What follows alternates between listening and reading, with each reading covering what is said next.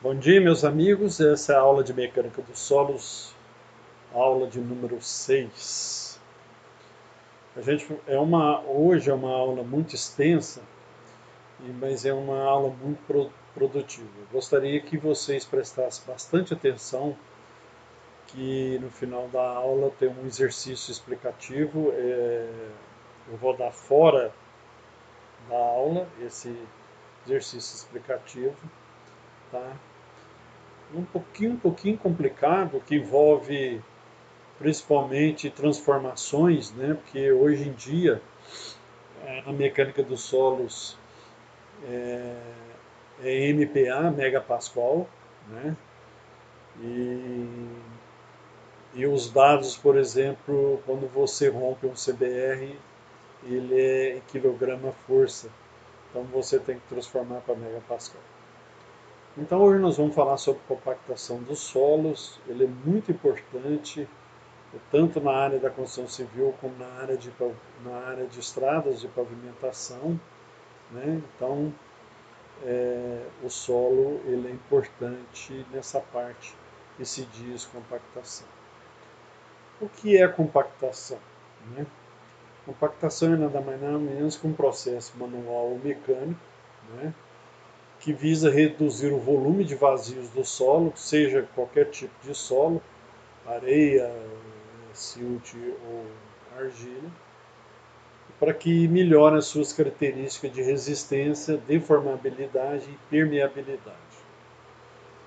O objetivo da compactação é aumentar a resistência do solo, porque se você deixar esse solo solto numa construção onde vai ser construída ou numa estrada, ela pode sofrer influência e não ter resistência suficiente. Então, um dos objetivos da compactação é aumentar essa resistência das fundações construídas sobre superfície. E ela reduz também o recalque desejado das estruturas, porque se ela tiver uma compactação desejada, a gente vai ver futuramente, por enquanto não em laboratório, mas teoricamente, né, ensaios de compactação e, e ela reduz realmente o recalque dessas estruturas. E também, ao mesmo tempo, ela aumenta a estabilidade dos taludes dos aterros.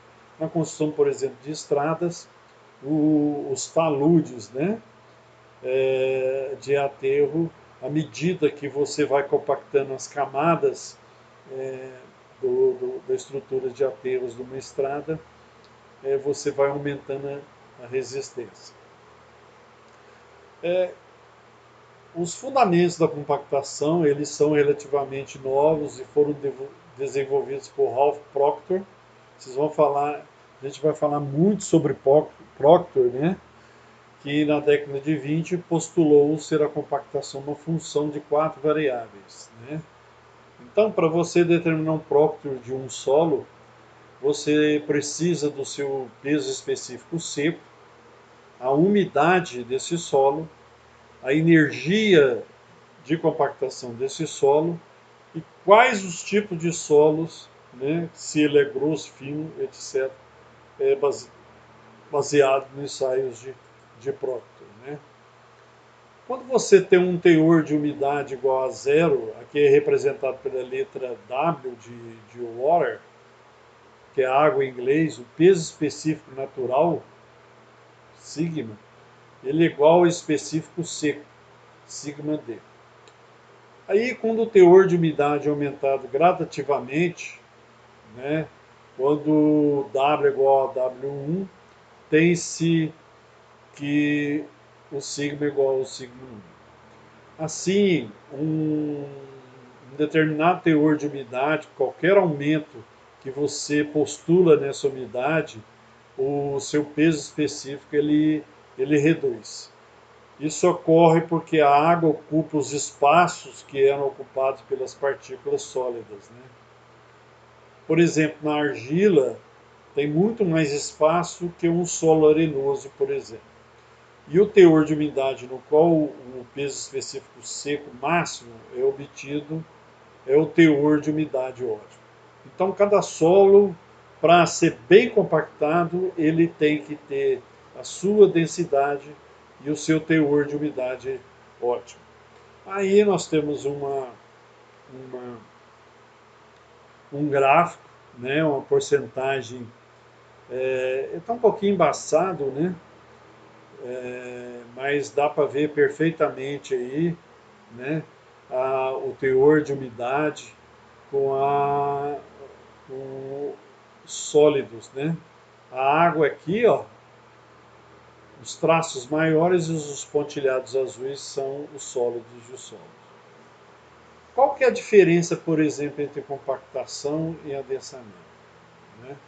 Quando você processa a compactação, qual que seja ela, manual ou mecânica, você faz com a compactação, ela faz uma diminuição dos vazios do solo, que ela proporciona a expulsão do ar que está contido nos vazios desse solo. É de forma diferente do processo de adensamento, que no adensamento a expulsão de água ocorre com a expulsão de água dos interstícios do solo.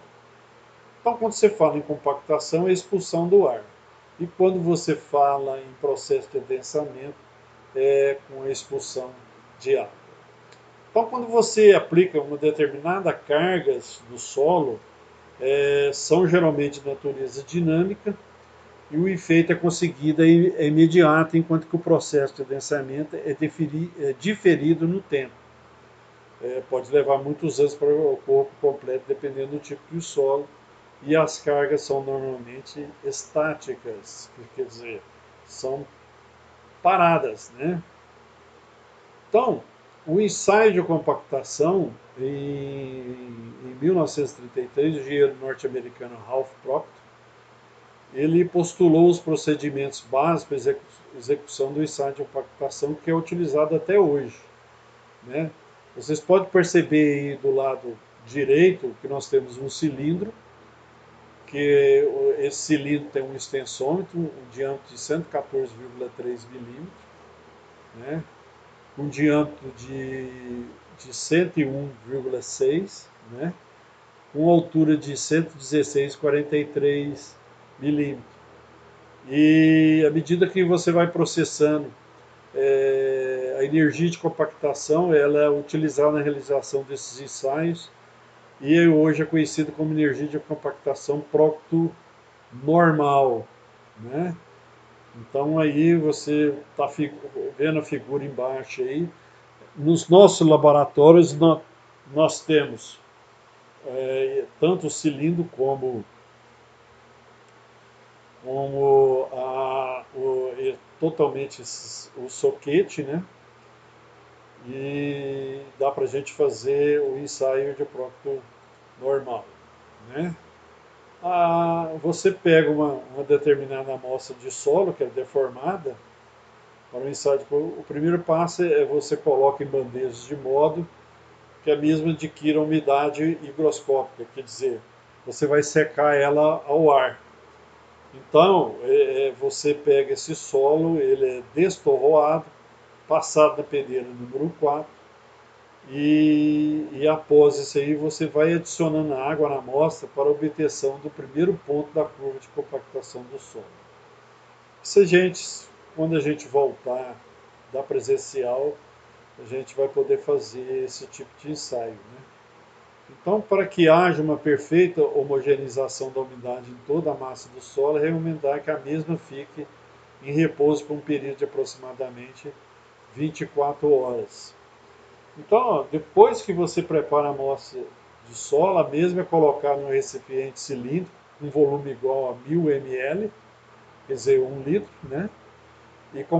E compactada com um soquete de 2,5 kg, caindo de uma altura de aproximadamente 30 centímetros, em 3 camadas com 25 golpes do soquete por camada.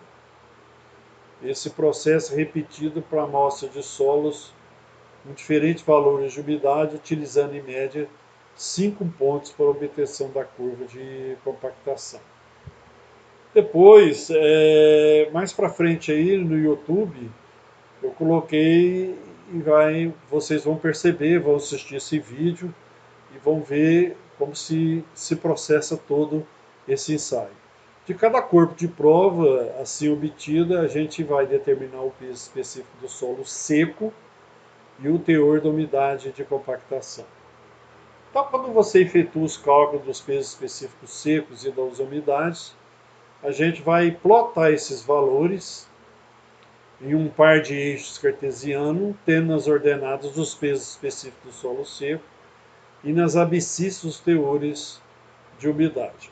Então, ó, execução do ensaio Proctor, nós temos aí o gráfico, e na vertical eu tenho o peso específico seco, kN por metro cúbico, tá? E na horizontal eu tenho o teor de umidade ótimo, né?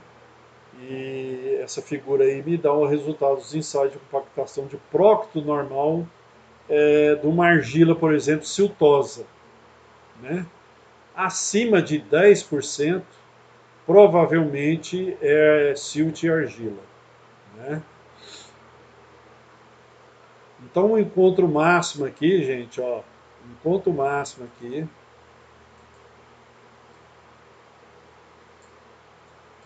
é que eu vou determinar meu peso específico seco e aqui minha o teor de umidade ótimo. Aqui, mas provavelmente aqui 13,5% ou 14% de, de umidade. O que seja essa curva de compactação, foram feitos pontos experimentais obtidos conforme descrito anteriormente. Aí você traça a curva de compactação do solo. Professor, como é que eu traço essa curva? Nós, dentro do laboratório, nós temos as curvas de francesas, né? As réguas francesas que dão o formato de curvas.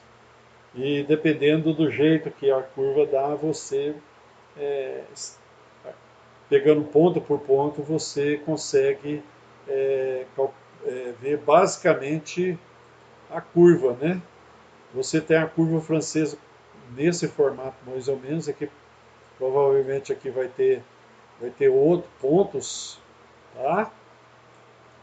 E você, né, no gráfico, você pega a curva francesa, coloca e ela vai te dar esse traçado aí. Você observa que na curva de compactação, peso específico seco, ele aumenta com o teor de umidade até atingir um valor máximo e depois ele começa a decrescer com a umidade a partir de então.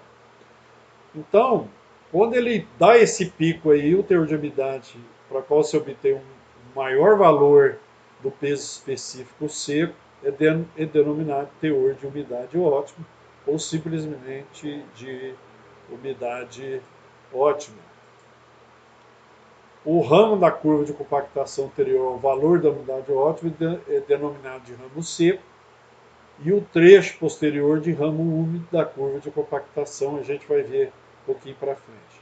No caso do ramo seco, a umidade ela é baixa, a água contida nos vazios do solo está sob efeito capilar e ali é exercida uma função aglutinadora entre as partículas. À medida que você vai adicionando água no solo, ocorre a destruição dos benefícios da capilaridade, tornando-se mais fácil o rearranjo estrutural das partículas. No ramo úmido, a umidade é elevada e a água se encontra livre na estrutura do solo e absorve-se grande parte da energia de compactação. Como no processo de compactação a gente não consegue nunca expulsar todo o ar existente nos vazios do solo, todas as curvas de compactação, mesmo que para diferentes energias, se situam à esquerda da curva de saturação, né? Então, ó, aqui nós temos o ramo seco, foi falado, né? Aqui é o ponto da densidade máxima do peso seco máximo, aqui da umidade ótima, né? E do lado do lado direito eu tenho um ramo úmido, né? e do lado esquerdo eu tenho o ramo seco. Aqui é uma curva de saturação, tá certo? Nessa figura 3 aí, aqui ó, eu tenho o máximo de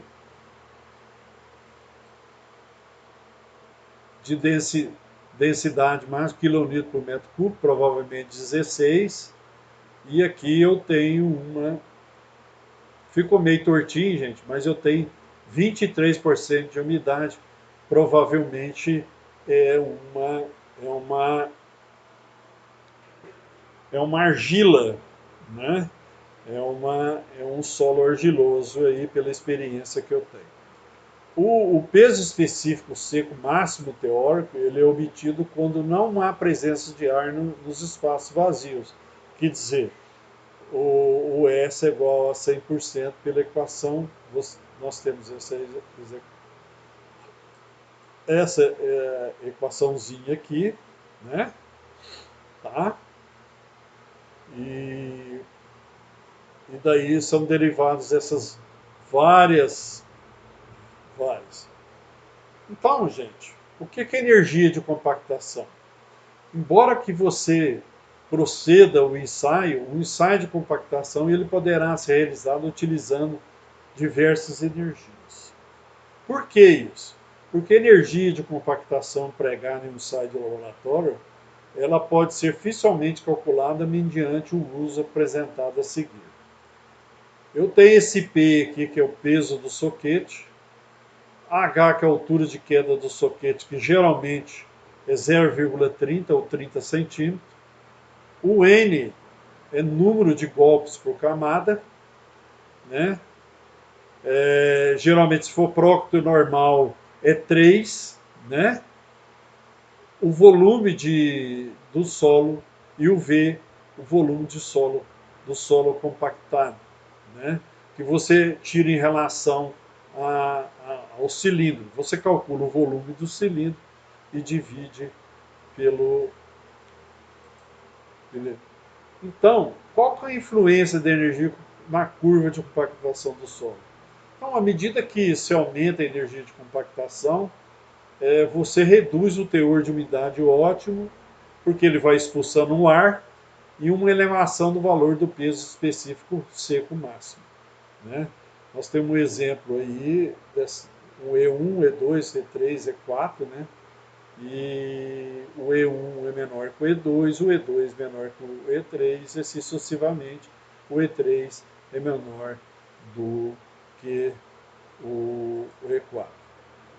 Nós temos aí o gráfico da influência de energia de compactação na curva, o efeito da energia sobre uma argila arenosa, né? Primeiros 20 golpes das camadas aqui embaixo, né?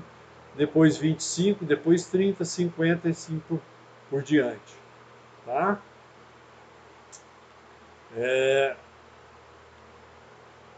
Tem uma observação aqui embaixo, gente. Nós estamos dando um exemplo de uma argila arenosa, né? O limite de liquidez dessa argila arenosa é 31 e o limite de plasticidade 26, quer dizer, um material bem plástico, né? Tá? Continuando aqui, eu tenho curvas de compactação de um solo com diferentes energias. A gente vai ver para frente. Eu tenho aqui a primeira normal, que é com 25 golpes. Depois eu tenho intermediário, porque se eu quiser dar uma resistência maior, principalmente em estrada, eu posso calcular a minha densidade através do próprio intermediário. E o modificado é um CBR bastante especial, né, que é, por exemplo, de barragens, né, aeroporto e assim por diante. Tá bom? Então, ó, se você a energia de compactação do próprio normal, ele é 6 kg força por vezes centímetro por centímetro cúbico, ou quilograma força por centímetro quadrado, né? Então, ele dá 0,6 MPa. O prócto intermediário, energia um pouquinho maior, é 0,12 MPa, e o prócto modificado é 25, é 0,25 é, é, 0,25 não, desculpa, o prócto intermediário é 1,2 MPa e o prócto modificado é 2,5 MPa. Ok? Nós temos aí uma figura, a comparação entre soquete e ensaio próprio normal, que é a esquerda, e o de prócto modificado à direita. Vocês podem perceber que o modificado ele é bem maior. Alguns laboratórios não faz essa diferença, tá, gente? Tá? Mas o ideal é esse aqui, ó, tá?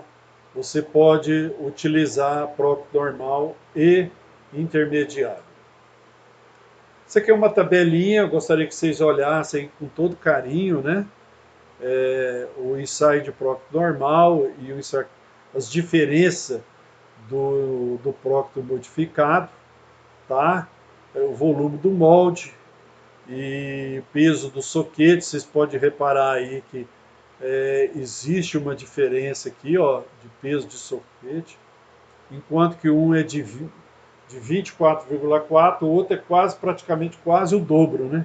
44,5. É, o que não difere a altura da queda é o mesmo, né? E o número de camadas, tá? Aqui é 3 e no caso do modificado é 5, tá? O volume do molde, o número de moldes é o mesmo, tá? O que difere aí é, é, é o peso do soquete. E a quantidade, né? Enquanto que um é 25, outro é 56. Então nós temos aí uma tabela comparativa entre os padrões adotados para compactação, né? Para construção civil, se vale muito aqui, ó, para construção civil. Para construção civil se respeita muito a Associação Brasileira de Normas Técnicas, né? Próprio normal aqui, né? E a partir aqui da ASTO e do DNR, aqui, na verdade, hoje é DENIT, tá, gente? Tá? Mas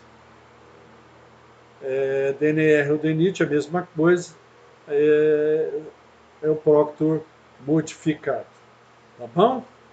Tá certo? Então, aqui tem, no final, aqui as energias diferenciadas, tá?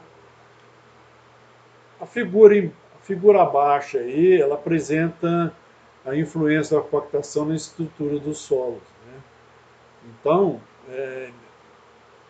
você pode ver aqui que a estrutura dispersa, né, está bem aqui do lado direito, né, bem acima de uma alta energia de compactação e, e, e abaixo dessa energia de compactação uma estrutura bem assim úmida, né? E qual que é a influência do tipo de solo na curva de compactação? Para você compactar um solo arenoso é diferente para você compactar um solo argila ou siltoso, né? Tudo vai depender do tamanho dos grãos, da granulometria desse solo, do formato desse solo, das partículas desse solo e também do peso específico relativo do sólido do solo, que é a densidade máxima do solo seco, e a quantidade e o tipo de minerais que se for no caso da argila presente, né? Nós temos aí vários exemplos, né, de materiais. Por exemplo, no solo A aí é pedregulho bem graduado, que é pouco argiloso, que você pode utilizar na base estabilizada. Para quem algum dia for fazer engenharia de pavimentação, entrar na pavimentação, né? A base ela pode ter uma plasticidade, um máximo até 6%. Né? Então você pode utilizar esse, esse tipo de solo. E assim, né? E assim vai a distribuição aí do solo para você, né? O limite de liquidez, por exemplo, o A aqui, ó, tipo A, formato do sino, é um limite entre 3,70. O tipo B, o limite de liquidez é menor que 30. O tipo C é um pico duplo, né? Limite de liquidez é menor que 30 e o limite de liquidez pode ser maior que 70. Né? Existe essa variação. E o por último, o limite de liquidez maior que 70.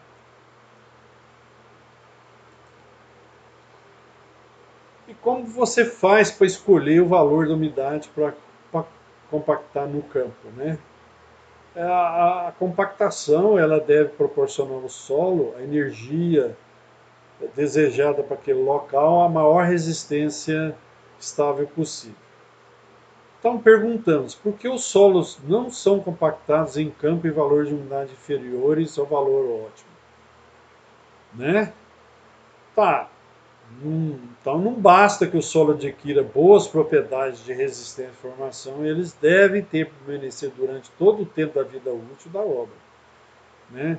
Por isso que a umidade é ótima. Se você compactar esse solo na umidade ótima, ele pode resistir infinitamente.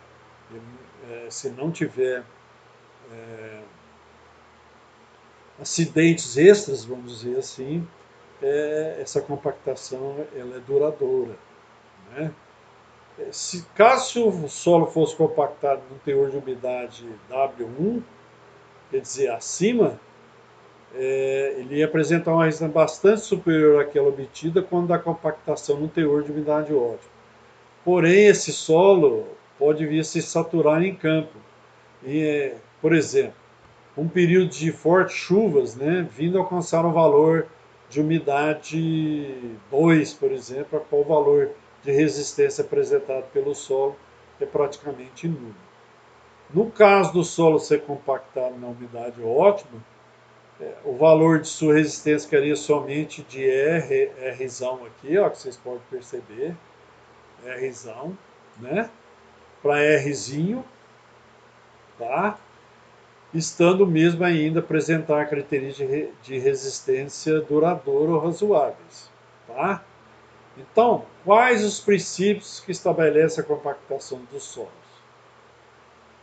E já vimos anteriormente, é o tipo de solo, a quantidade de água para você determinar, né, para você trabalhar na umidade ótima, a quantas passadas que você vai dar no seu, se for manual, ou soquete ou mecânico no compactador autopropulsor, tipo e peso desse equipamento, né?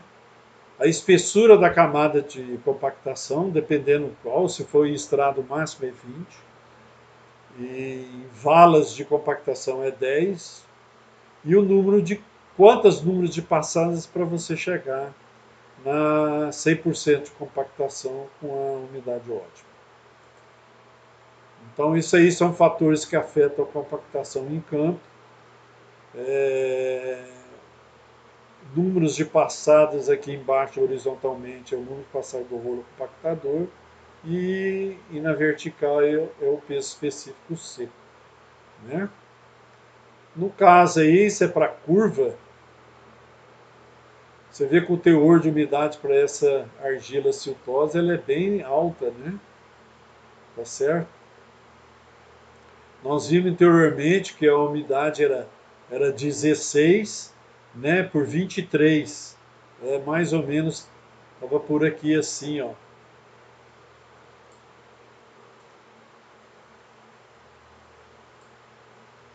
Então, o teor de umidade 11,6, com teor de umidade 17,8, né? Se você seguir aqui, vai dar 17,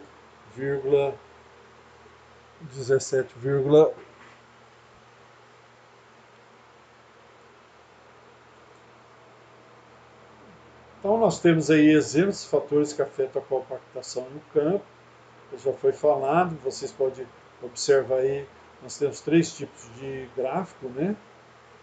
Um em relação ao peso específico com profundidade, todos com profundidades, mas o primeiro é com relação ao peso específico seco, o outro compacidade relativa, DR, e o terceiro também é com compacidade relativa em porcentagem, né? O segundo é uma compactação após 5 passar do rolo e no final aqui com uma grande porcentagem de passadas no campo. Quais os tipos de equipamento para você?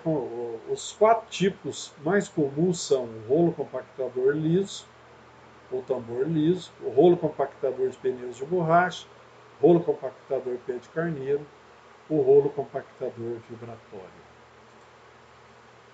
O liso, oco de aço, ele pode ser preenchido por areia úmida ou água, a fim de que seja aumentada a pressão aplicada, são usados em bases de estradas, em capeamento e são de solos arenosos, pedregulhos e pedra britada, lançados em espessuras inferiores a 15 centímetros. Esse tipo de rolo compacta bem camadas de fibra de 5 a 15 centímetros, que vão de 4 a 5 passadas. O rolo liso geralmente é utilizado, por exemplo, para fazer tratamento superficial, né? Os rolos lisos possuem pesos de 1 a 20 toneladas, dependendo do tipo de rolo. Vocês podem ver aí é um rolo compactador liso. Já o rolo compactador de pneus de borracha são eficientes de capas asfálticas, bases e subbases de estradas, indicados para solos de granulação fina a arenosa, ou para acabamento das bases, no caso, né? Ou os rolos pneumáticos, eles podem ser utilizados em camadas até 3 camadas de... Aqui, a gente falou que é 3 centímetros, mas está errado, tá?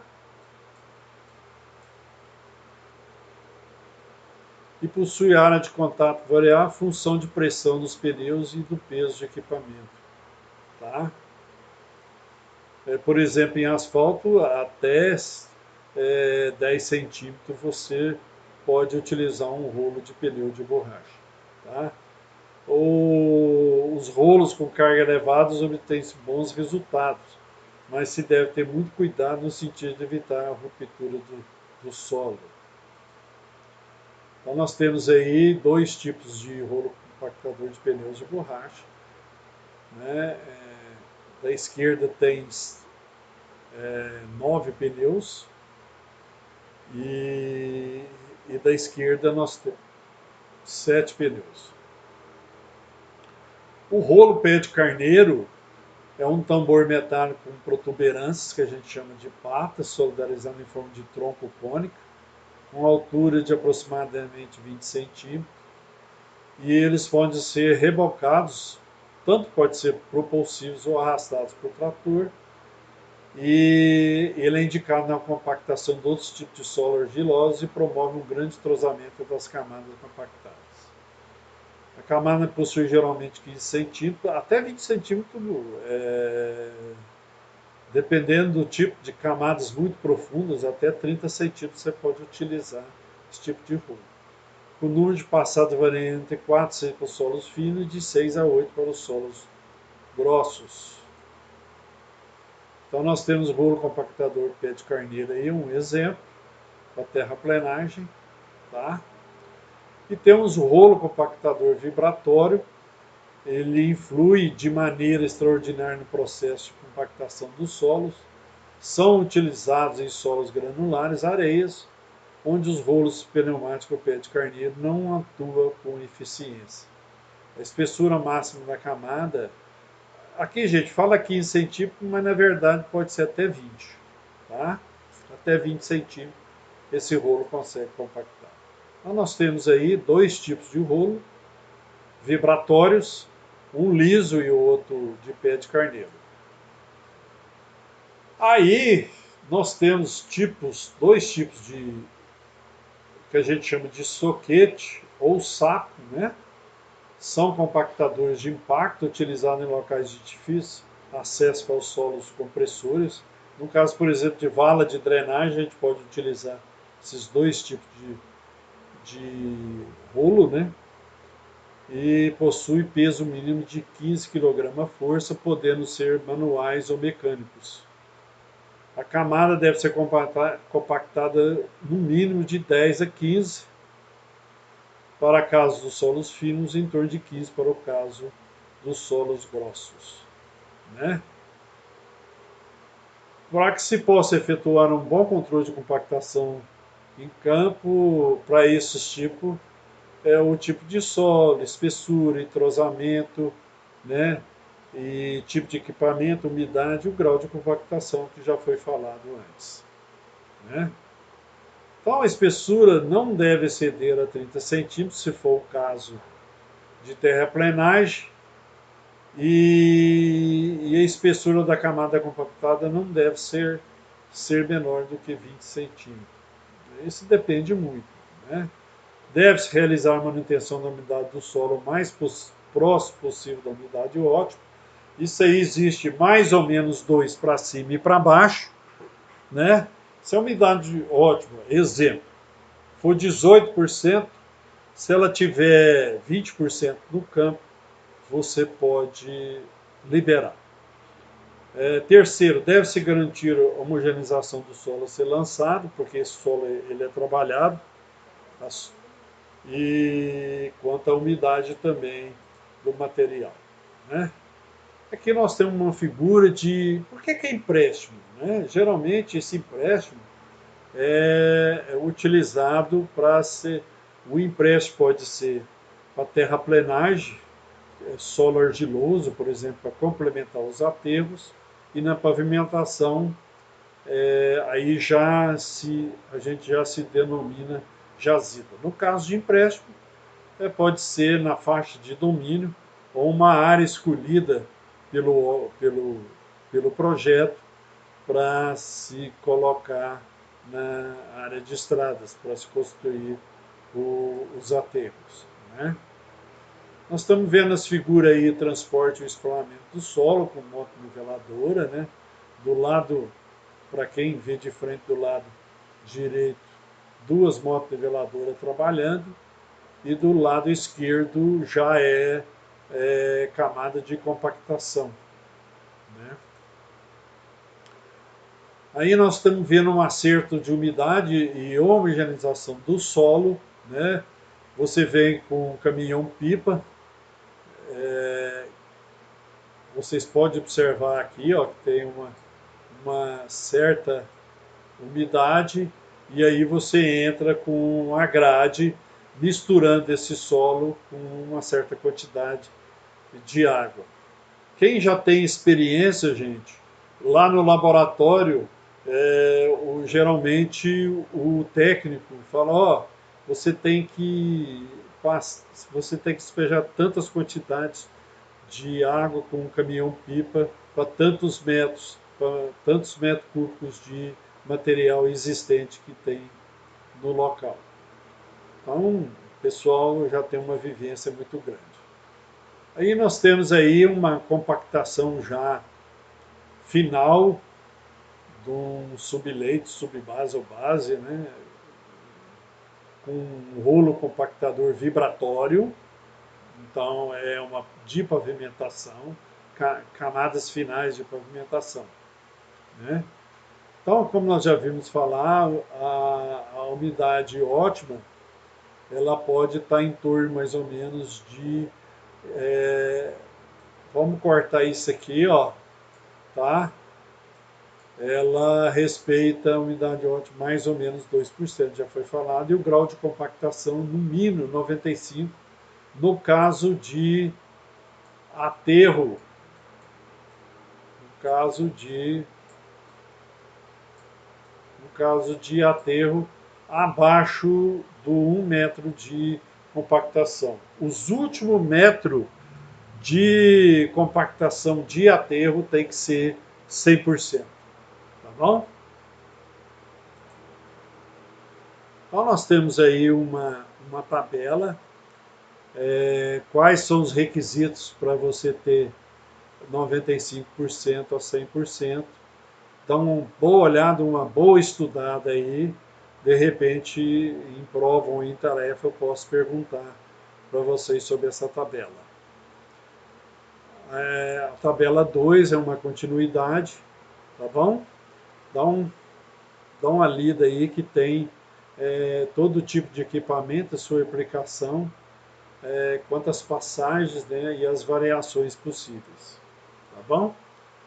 Então, o grau de compactação, ele representa a porcentagem do peso específico aparente e seco, máximo que foi obtido no campo, e o grau de compactação é o do campo, onde que você retira, leva para o laboratório e lá você determina a sua densidade máxima, tá? E aí para você comparar. Aqui, gente, ó,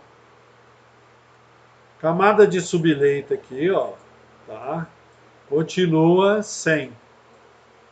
Essa informação aí, ela tá errada, tá? O grau de compactação aqui tem que ser maior ou igual a 100%. Professor, qual que é o mínimo de grau? Tem que ser 100%? Se for possível, 100%. Mas existe um mínimo de ensaios. Se você tiver 9 ensaios, 9 furos, e nesses 9 furos, se você tiver uma média de compactação de 100 graus, de 100%, você pode liberar. Por exemplo, num desses pontos eu tiver 99 e o outro 99, mas a soma dá bem próxima de 100%, você pode liberar o seu trecho, tá? Aí nós temos o método Fresco da Areia, quando você determina, para você determinar a sua densidade em campo, é feita com o método Frasco de Areia. Isso possivelmente na volta da aula presencial a gente possa fazer fazer esse método de Frasco de Areia na prática, né? Aí são, para você determinar o método de Frasco de Areia, então são os passos, né? Você determina o peso do conjunto, depois o peso do solo úmido, retirado do furo, depois o peso do solo seco, né, que é por essa fórmula aqui, e depois você determina o peso do conjunto, após a areia ser liberada e encher o furo e o cone, né? E onde que a gente chama aqui de W5, que é o peso da areia para preencher o furo do cone, tá? E aí você tem o volume do furo escavado, que é determinado por essa equação, onde que esse WC aqui é o peso da areia para encher apenas o cone, né? E finalmente você determina o peso específico seco, tá? Compactação realizada em campo, que é dado por essa. Você compara, né? Aqui nós temos aqui, gente, no YouTube, o ensaio como é que é feito o método Frasco de Areia, tá bom? Então, para finalizar a nossa aula, é muito importante o que é CBR. CBR é nada mais, nada menos que o Índice Suporte Califórnia, que é o California Bearing Ratio, e ele é utilizado para o dimensionamento das estruturas de pavimento, né? O CBR, que é abreviado em português, ele foi concebido no final da década de 1920 e ele foi avaliado para potencializar a ruptura do subleito, uma vez que era o defeito mais frequentemente observado nas rodovias no estado da Califórnia naquele período, né? Isso é apresentado por Porter em 1950, né? Então, para você determinar a resistência do ensaio do CBR, é uma resposta que ela é combinada indiretamente à coesão com o ângulo de atrito do material. O CBR ele é expresso em porcentagem, sendo definido como a relação entre a pressão necessária para produzir uma penetração de um pistão num corpo de prova de solo ou material granular e a pressão necessária para produzir a mesma penetração no material padrão referencial. Professor, mas como isso se define, por exemplo, numa estrada? Estrada do veículo não roda, os caminhões, carreta e assim não roda em cima do pavimento. Ao rodar, né, os pneus eles vão dando pressão na pista. É como se fosse o pistão no corpo de prova, né? Aquele material granular que está naquela pista, ela vai sofrer uma pressão. E essa pressão, de acordo com a quantidade de veículos que são movimentados naquela estrada, é que você tem que calcular a resistência que é através do CBR. Tá bom? Então, ó, como é que é feito isso aí?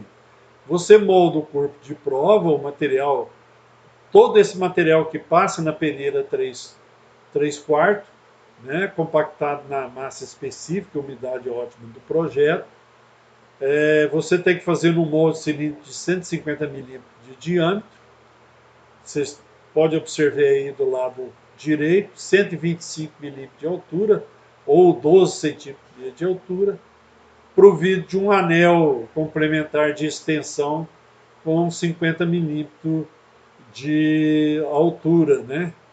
Depois que você faz isso aí, ó, se for pro normal, 25 golpes em 3 camadas, isso já foi falado. Se for prócto intermediário ou modificado, são 56 golpes, cada golpe 56. E se for intermediário modificado, são 5 camadas e o próprio normal 3 camadas, né? Aí, feito isso, você vai pegar esse cilindro com a amostra compactada e vai colocar num depósito cheio de água e ele vai ficar ali durante 4 dias. Durante todo o período da imersão é empregada uma sobrecarga padrão de 10 libras sobre o corpo de prova, que corresponde a 2,5 polegadas de espessura de pavimento sobre esse material. Então, se faz a leitura por meio de um extensômetro, então a cada 24 horas, você colocou 1 hora da tarde, no outro dia, às 13 horas ou 1 hora da tarde, você vai lá e anota aquela expansão em relação à altura inicial do corpo de prova. Feito isso aí, depois de 4 dias, você retira, né? E vai fazer penetração do corpo de prova, que é feito através do funcionamento na face superior da amostra com um pistão, vocês estão vendo aí, na face superior da amostra. Esse pistão tem aproximadamente 50 milímetros de diâmetro, sobre uma velocidade de penetração de 1,25 milímetro por minuto. Tá certo? Então, ó, você vai anotar as pressões do pistão e os deslocamentos correspondentes de forma a possibilitar a plotagem de uma curva pressão-penetração, no qual se define os valores de pressão correspondente a 2,54, que é de 0,1 polegada, e 5, 0,8 milímetros, que é de 0,2 polegadas. Então, cada curva de pressão, penetração, deve possuir Um primeiro trecho praticamente retilíneo, ele é característico de fase elástica, seguido de um trecho curvo, característico de fase plástica. Inflexão no início da curva tem significado de problemas técnicos de ensaio e essas curvas devem ser corrigidas. Então nós temos aí o procedimento, a norma do DENIT. Método de ensaio significa ME, método de ensaio, 0,49 do ano de 94. Tá? Então, ó, vocês podem perceber aqui, ó, 2,54, né? Por aqui, um valor de pressão, tá? 5,08 aqui. Desculpe se não é retinho, tá, gente? Tá? E vai te dar um valor de pressão e assim sucessivamente. Cada giro que você vai dando de penetração, 7,62, 10,2, 12,7, vai tirando a pressão, ok? Não está retinho aqui, gente, tá bom? Então, ó, continuando o procedimento, o CBR ele é calculado para as penetrações de 2,54 e 5,08, seguindo as expressões, né? Qual que é o material de referência? Né? Amostra de brita graduada de alta qualidade que foi utilizada como padrão de referência e apresenta um CBR igual a 100%. Nós temos aqui ó, o P0,1 dividido por 70 vezes 100 e P0,2 polegadas dividido por 105 dividido por 100. Isso aqui que vai te dar, ó, pressão a penetração 2,54 e o de 0,2 polegadas de 5,08. Os valores de 70 e 105 é quilograma-força aqui, tá, gente? Mas costuma-se depois transformar em megapascal, tá bom? Em megapascal. O I de supor é o maior valor entre os dois calculados entre 0,1 e 0,2.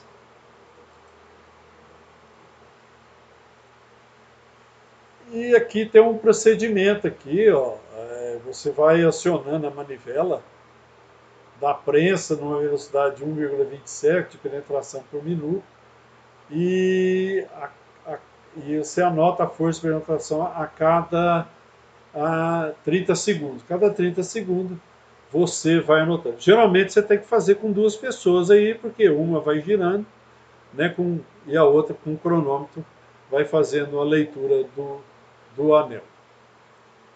Isso aqui é um exemplo, né, que foi feito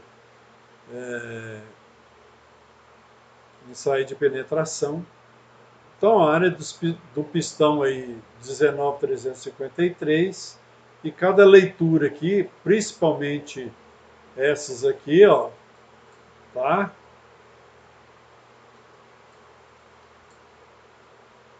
Que são as mais importantes, tá bom?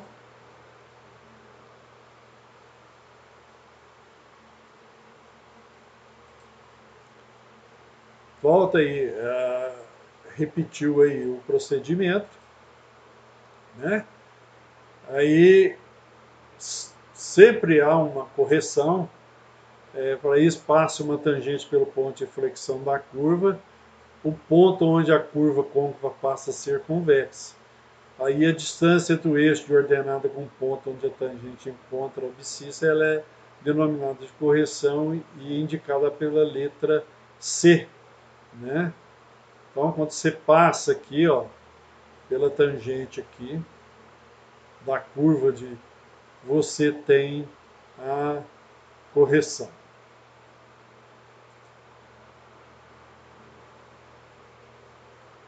Então aqui nós temos todas as correções, você pode ver o exemplo, tá?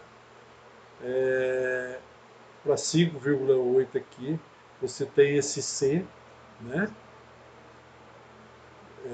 Esse C pelo 5,8, você tem P duas linhas menos P uma linha, né? Você tem que ver quanto que deu aqui o P linha, né? Quanto é que deu para você diminuir, para fazer essa correção. No caso aí, ó, a pressão corrigida aí, no caso de 2,54, é 2,30. Vamos voltar lá, ó, 2,30, tá? Essa primeira correção é 2,30, né? Então aqui, ó, é 2,54, mas aqui deu 2,30, né? P1 aqui deu 2,30, tá certo? E para a correção lá de 0,2 polegadas aqui, que é o 2,94, né? Deu 3,442. 3,442. Ela vai dar aqui, mais ou menos aqui, que é 3,442 aqui, se você for medir aqui no padrão milímetro, né? Dá esse ponto aqui é 3,442. Correção, né? Dá 3,55. É a pressão corrigida. Feito isso, né? Gente, isso aqui, ó, tá errado. Aqui é maior ou igual a 80. Daqui, bom, tá? Corta a base aqui, tá? Aqui é para subbase, tá? De 7 a 20 aqui, regular, tá? É para o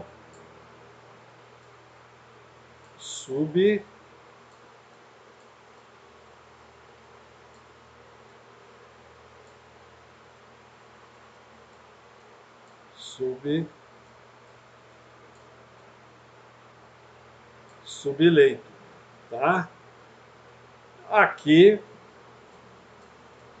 subleito e aqui subleito.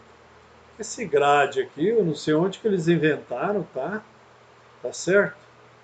Então, ó, de 20 até 79 aqui, ó.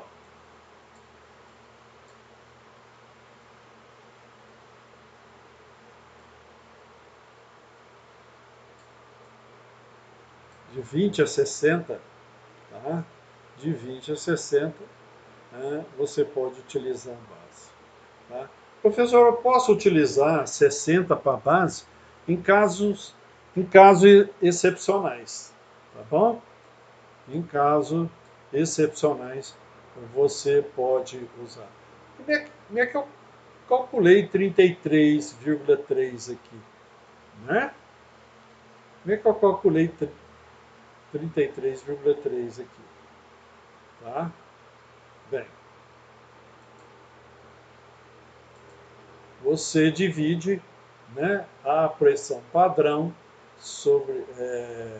Você divide a pressão corrigida sobre a pressão padrão e você vai ter, tá certo?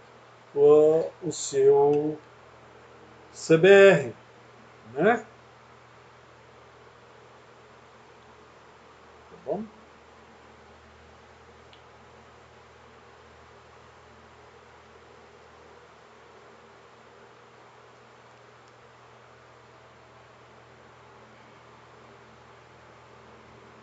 Ok, gente? Nós temos um exercício aqui, ó. Pede para determinar o índice de suporte Califórnia, tá? Para um ensaio em que a força exercida pelo pistão, a amostra foi de 825 quilos e 1.000 quilos para os valores de penetração de 0,1 e 0,2. O diâmetro de pistão é 5 centímetros e a pressão padrão para 0,1 é 70 e para o 0,2. Eu tenho um exercício que eu fiz explicativo para esse exercício e está lá demonstrado. Tá bom, gente? Passo a passo, como é que foi demonstrado esse exercício explicativo em vídeo, como é que você faz e como é que você calcula o CBR. Tá bom? Espero que vocês tenham gostado da aula e a gente se vê na aula de número 7. Até mais.